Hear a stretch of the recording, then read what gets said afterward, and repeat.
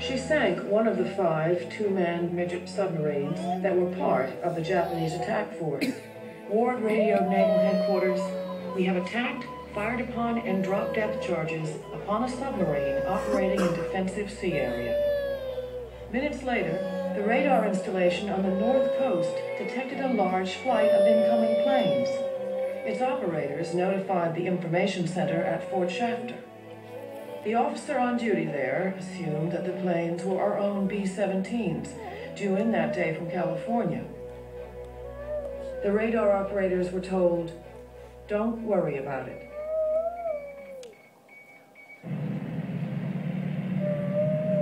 The radar had detected the Japanese strike force.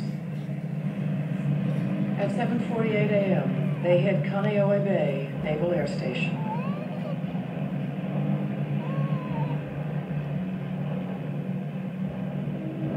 At Fort Island Naval Air Station, dive bombers tore apart the seaplanes and their hangars. The radio operator banged out a desperate message. "Air raid Pearl Harbor, this is not drill." Then, their torpedo planes struck. The cruiser Helena was hit, and the concussion shook apart the old mine layer Oglala. She sank. On the north side of Fort Island, the cruiser Raleigh and the training ship Utah were hit. Utah capsized, taking 58 men with her. Other torpedo planes swung around the harbor entrance and attacked from the south. Their target, the great ships moored along Battleship Road. Within minutes, West Virginia, Oklahoma, and California were all hit and sinking. West Virginia settled on a shallow bottom. Hit by 2 torpedoes, California began to list and would have turned over, but was counterflooded in time. She too sank upright. But Oklahoma rolled over too quickly to be saved. Within minutes, hundreds of seamen were trapped inside. 429 men died with Oklahoma. Arizona, a few minutes after 8.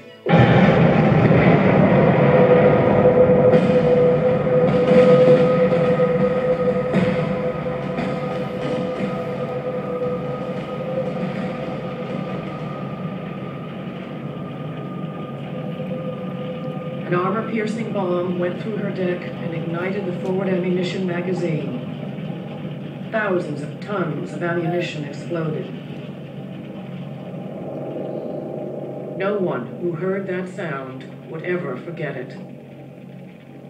1,177 men died in those moments.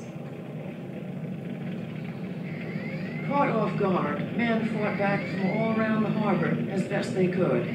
Sailors, soldiers, and Marines showed courage and resourcefulness. Many decorations for valor were won that day. Anti-aircraft fire was soon spoiling the aim of the attacking planes. Navy guns claimed 5 of the 29 torpedo planes that attacked Battleship Row. Only 14 American pilots were able to rise and meet the attackers. They claimed 11 Japanese planes shot down. At about 8:50, the second wave of bombers struck. Hickam and Wheeler Fields were hit again. The second wave smashed the destroyers Cassin and Downs in Dry Dock No. 1. The destroyer Shaw's ammunition stores exploded. Sailors, thrown off their ships by the force of the explosions, swam through oil burning on the surface of the harbor. Rescue boats dragged them, alive and dead, from the inferno of flame and water. Thick smoke from the burning ships provided some cover from the Japanese planes. But through the smoke, the attackers saw a single American battleship on the move. It was Nevada, badly damaged, but bravely trying to make the open sea. Japanese bombers swarmed down in an effort to sink her and block the channel. When she could go no further, to prevent the great ship from blocking the channel, her commander ran her aground at Hospital Point. At about 10 o'clock, a little more than 2 hours after they had first appeared, the Japanese planes departed to the north.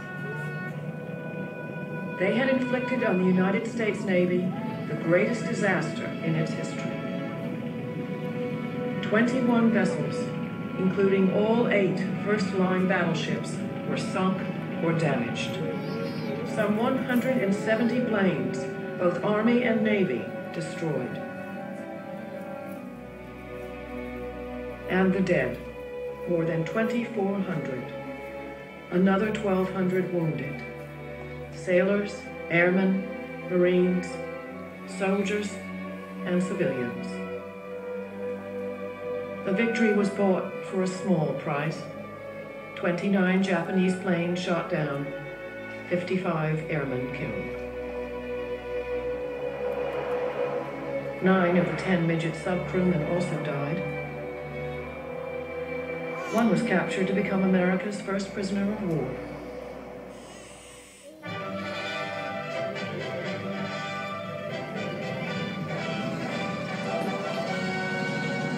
Yesterday, December 7th, 1941, a date which will live in infamy. The United States of America was suddenly and deliberately attacked by naval and air forces of the Empire of Japan. I ask that the Congress declare that since the unprovoked and dastardly attack by Japan, a state of war has existed between the United States and the Japanese Empire.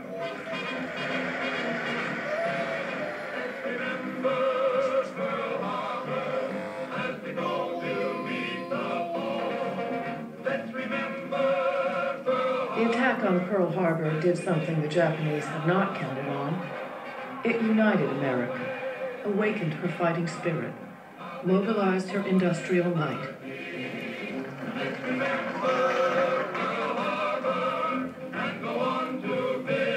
At Pearl Harbor, a massive salvage and recovery operation got underway.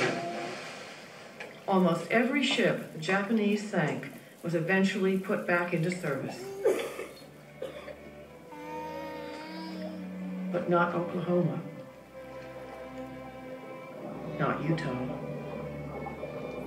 and not Arizona, left where she lay, a memorial and tomb for the men within. The American aircraft carriers had escaped the Japanese attack. 7 months later, the carriers Yorktown, Enterprise, and Hornet sailed out from Pearl Harbor to ambush the Japanese fleet attempting to capture Midway Island.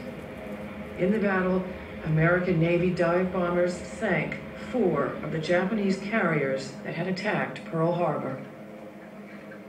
The tide of war turned at Midway. For 3 more years, Americans fought their way back across the Pacific, taking from Japan the lands she had seized.